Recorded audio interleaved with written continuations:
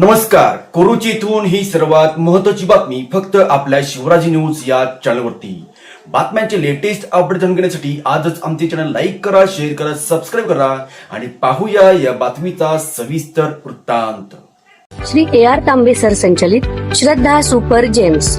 प्रत्येक पालकाचे स्वप्न असते की त्यांच्या मुलाने जीवनाच्या प्रत्येक परीक्षेत यश मिळवावे, पण हे यश केवळ पुस्तकी ज्ञानातून नाही तर सर्वांगीण विकासातून मिळते. तुमच्या मुलाच्या उज्ज्वल भविष्याचा पाया रचण्यासाठी वचनबद्ध आहे श्री AR तांबे सर संचलित श्रद्धा सुपर जेम्स, जिथे स्पोर्ट्स, आर्ट अँड स्किल आधारित प्रोग्रामच्या माध्यमातून आम्ही तुमच्या मुलाला कॉन्फिडंट, क्रिएटिव्ह आणि वेल राऊंडेड इंडिव्हिज्युअल्स म्हणून घडवतो. तर तुमच्या मुलांच्या स्वप्नांना पंख देण्यासाठी आणि प्रवेशासाठी आजच भेट द्या. आमचा पत्ता यशोलक्ष्मी नगर रोड, कोल्हापूर नाका, इचलकरंजी. संपर्क 8600826700.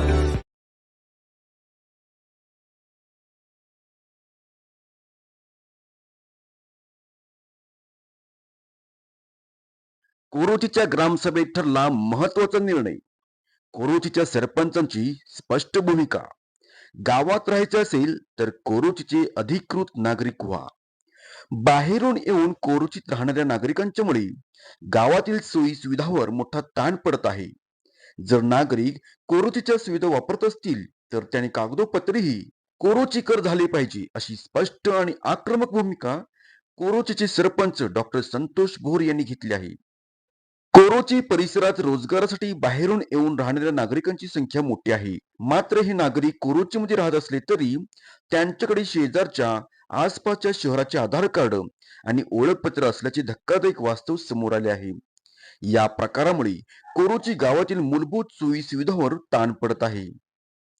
नागरिक कोरोची गावात राहतात, मात्र कागदोपत्री ते इचलकरंजी व आजूबाजूच्या परिसराचे रहिवासी दाखवले जातात.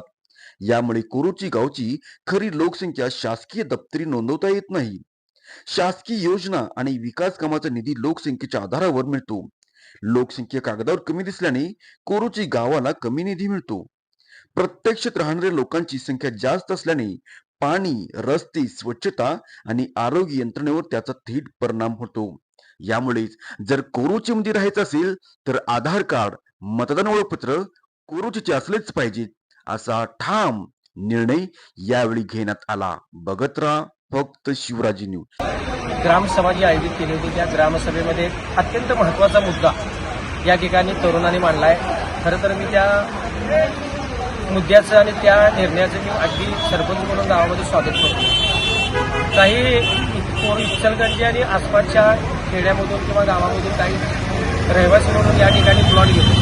लोक आपली घरं या ठिकाणी बांधतात आणि घरं बांधल्यानंतर ग्रामपंचायतीकडे पाणी, लाईट, रस्ते, गटर याची मागणी करत असतात.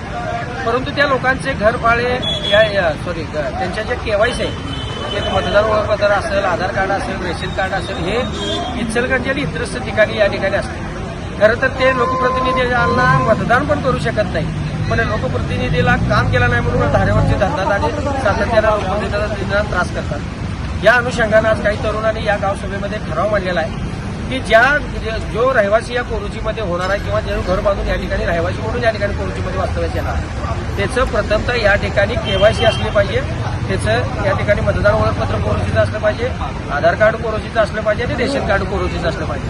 त्याशिवाय त्याला कुठल्याही सुखसुविधा ग्रामपंचायतीने देऊ नयेत, असा एकमतानं गावसभेनं आज ठराव केला आहे. त्या निर्णयाचं मी स्वागत करतो आणि त्या निर्णयाची अंमलबजावणी आजपासून ग्रामपंचायत करेल हा शब्द